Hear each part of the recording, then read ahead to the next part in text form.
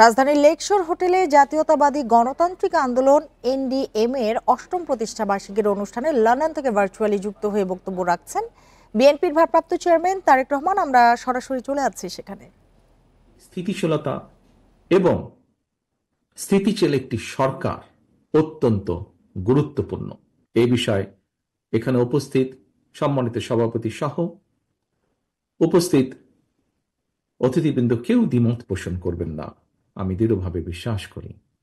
সুতরাং শুধু জনগণের রাজনৈতিক ক্ষমতায়ন কিংবা জনগণের ভোট প্রয়োগের অধিকার প্রতিষ্ঠার জন্যই নয়, বরং একই সাথে দেশের অর্থনৈতিক উন্নয়নের জন্য দেশি বিদেশি বিনিয়োগ পরিবেশ নিশ্চিত করার জন্য জনগণের ভোটে নির্বাচিত জনগণের কাছে জবাবদিহিমূলক সরকার প্রতিষ্ঠা অত্যন্ত জরুরি।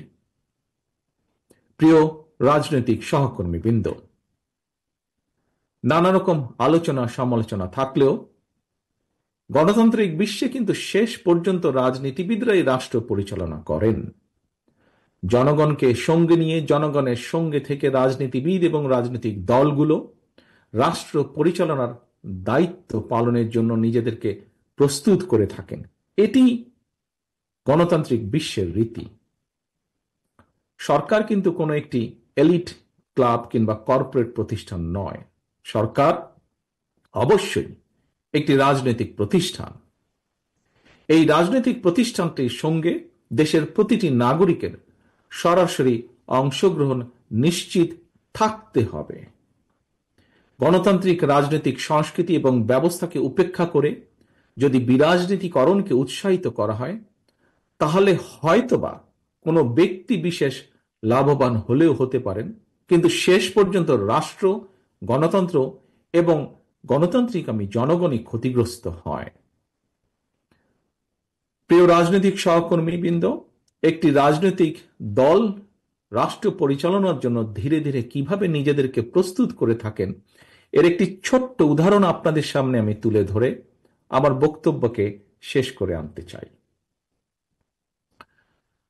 আমরা সকলেই জানি, পতিত পরাজিত পলাতক স্বৈরাচার লুটপাট, দুর্নীতি আর টাকা পাচার করে দেশের ব্যাংকিং খাতকে বলা যায় প্রায় ধ্বংস করে ফেলেছিল। এই ব্যাংকিং খাতকে সংস্কার করার জন্য এনডিএম 22 দফা সুপারিশমালা প্রস্তুত করেছে। এর মধ্যে 9টি দফা অগ্রাধিকার ভিত্তিক সুপারিশ। এনডিএম এর এই 9 দফা সুপারিশ আমার দেখার সুযোগ হয়েছে। সুপারিশগুলোকে আমার কাছে সময় উপযোগী এবং যৌক্তিক মনে হয়েছে, বাস্তবধর্মী মনে হয়েছে। তবে এই যে বিষয়টি যেটি বললাম 9 দফার, বা এই যে অর্থনৈতিক যে ব্যাংকিং সেক্টরে এনডিএম এর যে প্রস্তাবনা, এই বিষয়টি এখানে বলার মূল লক্ষ্য বা উদ্দেশ্য হচ্ছে প্রতিটি রাজনৈতিক দল এভাবেই দল এবং সরকার পরিচালনার দায়িত্ব পালনের জন্য রাজনৈতিক প্রক্রিয়ায় ধীরে ধীরে নিজেদেরকে প্রস্তুত করে তোলে। নিজ নিজ দলের আদর্শ, উদ্দেশ্য এবং প্রস্তাবনার পক্ষে জনগণের ম্যান্ডেট নেয়।